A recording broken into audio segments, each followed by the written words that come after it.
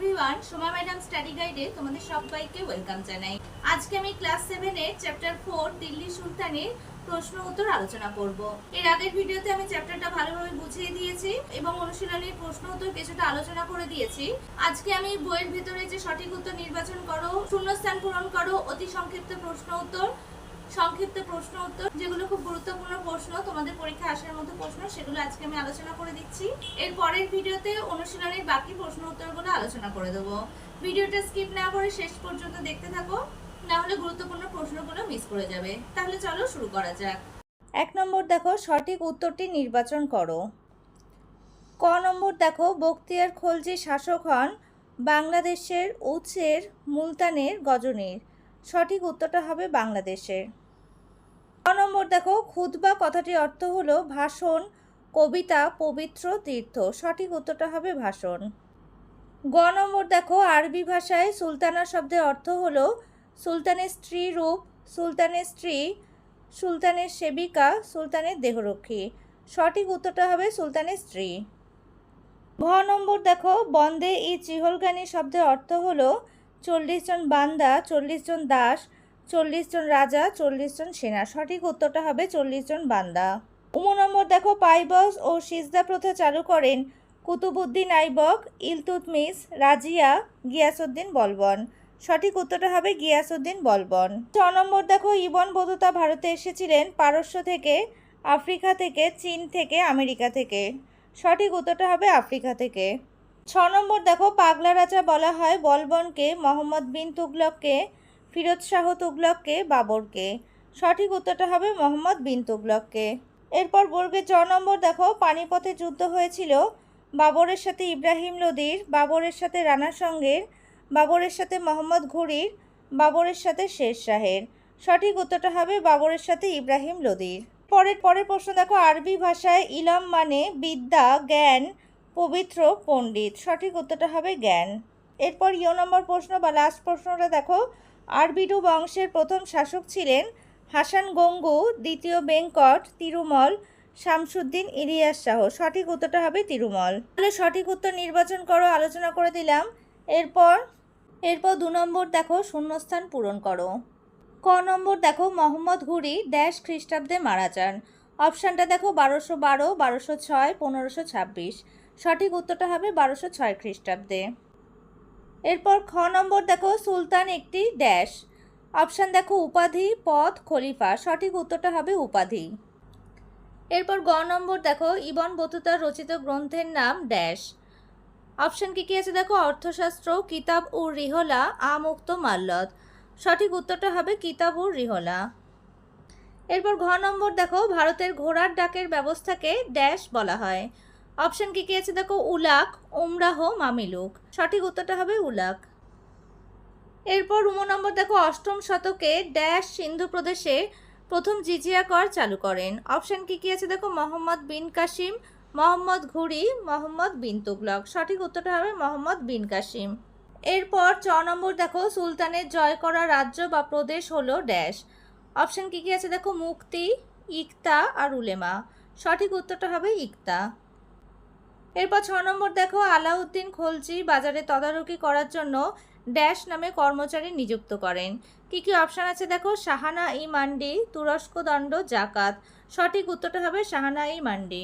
এরপর বর্গে 4 নম্বর দেখো, বাংলার শাসক ইলিয়াস শাহের রাজধানী ছিল ড্যাশ।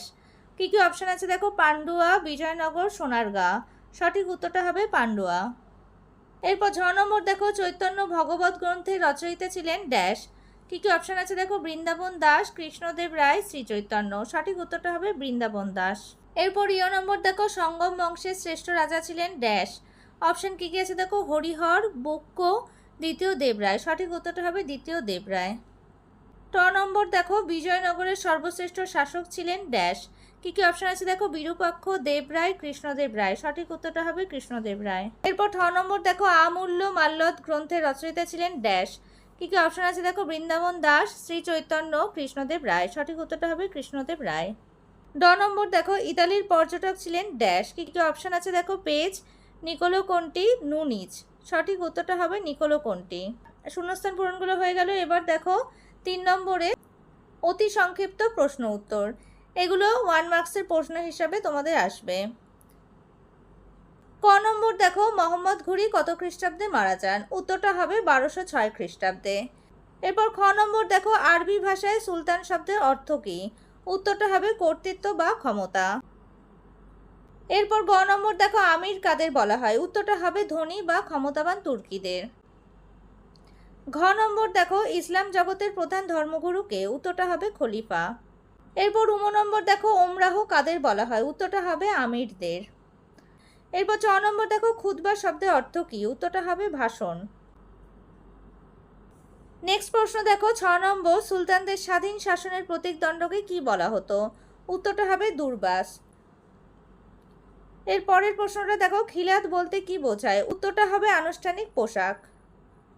এর পরের প্রশ্ন দেখো, মোহাম্মদ ঘুরি কাকে পরাজিত করে দিল্লি দখল করেছিলেন? উত্তরটা হবে তৃতীয় পৃথ্বীরাজ চৌহানকে। এর পরের প্রশ্ন দেখো, দিল্লির কোন সুলতান সিজদা ও পাইবাস প্রথা চালু করেছিলেন? উত্তরটা হবে গিয়াসউদ্দিন বলবন। এর পরের প্রশ্ন দেখো, মানিক কাফুর কে ছিলেন? উত্তরটা হবে আলাউদ্দিন খলজির সেনাপতি। 6 নম্বর দেখো, সৈয়দ বংশের প্রতিষ্ঠাতা কে ছিলেন? উত্তরটা হবে খিজির খান। এর পরের প্রশ্ন দেখো, 10 নম্বর প্রশ্ন, পানিপথের প্রথম যুদ্ধ কত খ্রিস্টাব্দে হয়? উত্তরটা হবে 1526 খ্রিস্টাব্দে। পরের প্রশ্ন দেখো, আলিম কাদের বলা হয়? উত্তরটা হবে ইসলাম শাস্ত্রের পণ্ডিতদের। এর পরের প্রশ্ন দেখো, সিজদা শব্দের অর্থ কী? উত্তরটা হবে সাষ্টাঙ্গ প্রণাম। এর পরের প্রশ্ন দেখো, পাইবাস বলতে কি বোঝায়? উত্তরটা হবে সুলতানের পদযুগল চুম্বন। এরপর 6 নম্বর দেখো, ইকতা বলতে কি বোঝায়? উত্তরটা হবে সুলতানের স্বাধীন প্রদেশ। এরপর 10 নম্বর দেখো, চৈতন্য ভাগবত গ্রন্থের রচয়িতাকে? উত্তরটা হবে বৃন্দাবন দাস। 10 নম্বর দেখো, তুলুক বংশের প্রতিষ্ঠাতা কে ছিলেন? উত্তরটা হবে বীরসিংহ। এরপর লাস্ট প্রশ্নটা দেখো, দাক্ষিণাত্যে বাহমনি রাজ্য কে প্রতিষ্ঠা করেন? উত্তরটা হবে হাসান গঙ্গু। অতি সংক্ষিপ্ত প্রশ্নগুলো আলোচনা করে দিলাম। 4 নম্বর দেখো, সংক্ষিপ্ত প্রশ্ন উত্তর। এই প্রশ্নের মান কিন্তু 2 বা 3 মার্কসে থাকবে। প্রথম প্রশ্ন দেখো, ক নম্বর প্রশ্ন, দিল্লি সুলতানি বলতে কি বোঝো? উত্তরটা দেখো, দিল্লি সুলতানি বলতে বোঝায় যে অঞ্চলে সুলতানের কর্তৃত্ব চলে। দিল্লিকে কেন্দ্র করে ভারতবর্ষের সুলতানদের ক্ষমতা ও কর্তৃত্ব বজায় ছিল বলে কুতুবউদ্দিন প্রতিষ্ঠিত ভারতের শাসনকে দিল্লি সুলতানি বলে। এরপর খ নম্বর দেখো, খলিফা বলতে কি বোঝায়? উত্তরটা দেখো, হযরত মুহাম্মদের মৃত্যুর পর ইসলাম জগতের প্রধান শাসক ছিলেন খলিফা। আবার খলিফা হলেন ইসলাম ধর্মের প্রধান ধর্মগুরু। এর পরের প্রশ্ন দেখো, খুতবা বলতে কি বোঝায়? উত্তরটা দেখো, খুতবা শব্দের আসল অর্থ হলো ভাষণ। কোন কোন সুলতানের শাসনকালে মসজিদের ইমাম শুক্রবারের নামাজের পর খুতবা পাঠ করতেন। এই খুতবায় খলিফা ও সুলতানের নামের উল্লেখ থাকতো। এর পরের প্রশ্ন দেখো, আমির কাদের বলা হয়? উত্তরটা দেখো, আমির শব্দের অর্থ হলো উচ্চ বংশের ধনী ও ক্ষমতাবান ব্যক্তি। তবে দিল্লি সুলতানিতে শাসন কাজে যুক্ত বিশিষ্ট ব্যক্তিদের আমির বলা হতো। এর পরের প্রশ্ন দেখো, দুর্বাস ও খিলাত শব্দের অর্থ কী? উত্তরটা দেখো, দুর্বাস হেডিং করে নেবে। দুর্বাস হলো স্বাধীন সুলতানের প্রতীকদণ্ড। বাগদাদের খলিফা আল মুস্তানসির দিল্লির সুলতান ইলতুৎমিশকে দুর্বাস পাঠিয়েছিলেন। এরপর হেডিং করবে খিলাত। খিলাত শব্দের অর্থ হলো সম্মানজনক পোশাক। খলিফা ইলতুৎমিশকে খিলাত পাঠিয়েছিলেন। এরপরের প্রশ্ন দেখো, টিকা লেখো, বন্দে ই চিহলগানি। উত্তরটা দেখো, বন্দে ই চিহলগানি বলতে বোঝায় 40 জন বান্দাকে নিয়ে গঠিত একটি সংগঠন। বন্দে ই চিহলগানি কথাটি তুর্কান ই চিহলগানি বা 40 চক্র নামে পরিচিত। তুর্কান ই চিহলগানি শব্দের অর্থ হলো 40 জন তুর্কি বা 40টি তুর্কি পরিবারের একটি সংগঠন। এরপরের প্রশ্ন দেখো, সিজদা ও পাইবাস বলতে কি বোঝায়? উত্তরটা দেখো, সিজদা এইভাবে হেডিং করে নেবে। সিজদা প্রথার অর্থ হলো সুলতানের সামনে নতজানু হওয়া। এরপর হেডিং করবে পাইবাস। পাইবাস প্রথার অর্থ হলো সুলতানের পদযুগল চুম্বন করা। আসলে এগুলি ছিল সুলতানের চূড়ান্ত ক্ষমতার প্রতীক। নেক্সট প্রশ্ন দেখো, ইকতা বলতে কি বোঝায়? উত্তরটা দেখো, ইকতা এইভাবে হেডিং করে নেবে। দিল্লি সুলতানরা বিভিন্ন রাজ্য জয় করে তাদের সাম্রাজ্যের আয়তন বাড়িয়েছিলেন। সুলতানরা যেসব রাজ্য জয় করতেন সেই রাজ্যগুলিকে এক একটি প্রদেশ বলে ধরে নেওয়া হতো। সুলতানি আমলে এই প্রদেশগুলিকে ইকতা বলা হতো। এর পরের প্রশ্ন দেখো, জিজিয়া কর কি? উত্তরটা দেখো, মুসলমান শাসকরা অমুসলমান প্রজাদের কাছ থেকে জিজিয়া নামে এক বিশেষ ধরনের কর আদায় করত। এটি ছিল মাথাপিছু এক ধরনের কর। এর বিনিময়ে মুসলমান শাসকরা অমুসলমান প্রজাদের জীবন, নিজেদের ধর্ম পালন ও সম্পত্তির সুরক্ষা প্রদান করতেন। এরপর নম্বর প্রশ্ন বা লাস্ট প্রশ্নটা দেখো, তুরস্ক দণ্ড কি? উত্তরটা দেখো, তুরস্ক কথাটি এসেছে তুর্কি শব্দ থেকে। মুসলিম শাসকদের জিজিয়া করের মতো হিন্দু রাজারা তুর্কি বা মুসলমান প্রজাদের কাছ থেকে এক ধরনের কর আদায় করতেন। একে তুরস্ক দণ্ড বলা হতো। আজকে আমি গুরুত্বপূর্ণ সংক্ষিপ্ত প্রশ্ন উত্তর, অতি সংক্ষিপ্ত প্রশ্ন উত্তর, শূন্যস্থান পূরণ, সঠিক উত্তর নির্বাচন করো, এই সমস্ত প্রশ্নগুলো আলোচনা করে দিলাম। এর পরের ভিডিওতে আমি এই অধ্যায়ের অনুশীলনীর প্রশ্ন উত্তরগুলো আলোচনা করে দেব। ভিডিওটা কেমন লাগলো আমাকে কমেন্টস করে জানাবে। ভিডিওটা ভালো লাগলে একটা লাইক করে দেবে, আর একই ক্লাসের বন্ধুদের সাথে ভিডিওটা বেশি করে শেয়ার করে নেবে। আর আমার চ্যানেলে এখনো যারা নতুন, চ্যানেলটা সাবস্ক্রাইব করোনি তারা চ্যানেলটিকে সাবস্ক্রাইব করে নাও, আর পাশে থাকা বেল আইকনটা অবশ্যই প্রেস করে নেবে, যাতে আমি চ্যানেলে নতুন ভিডিও আপলোড করার সাথে সাথে নোটিফিকেশন সবার আগে তোমাদের কাছে পৌঁছে যায়। আজকে আমি এখানেই শেষ করছি, পরে দেখা হবে নতুন আরও একটা ভিডিওতে।